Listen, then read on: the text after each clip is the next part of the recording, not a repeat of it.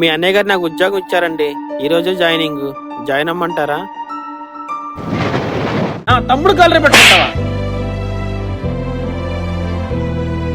తమ్ముడు నువ్వా? నేనేరా, నా కంపెనీలో నీకు పనేంటి? అదేంటి తమ్ముడు అలా అంటావు? మీ అన్నయ్య గారు ఉద్యోగం ఇచ్చారని చెప్పాక తమ్ముడు. మా అన్నయ్య స్వామికి పని పాట లేదు, అటవైన నా కొడుకులందరికీ ఉద్యోగాలు ఇస్తాడు. నువ్వు పాతయన్ని మనసులో పెట్టుకొని ఇలా మాట్లాడటం కరెక్ట్ కాదు తమ్ముడు. అయినా మీ అన్నయ్య చాలా మంచోడు, ఆయన ఏమనకు. ఏయ్, ఏంట్రా నా అన్న గురించి నాకే చెప్తున్నావు? జీవన్, ముందు వీడిని మెడబెట్టుకొని బయటికి అంటే.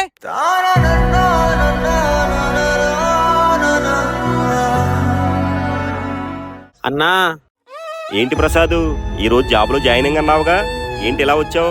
నువ్వు అన్నదే జరిగిందన్నా.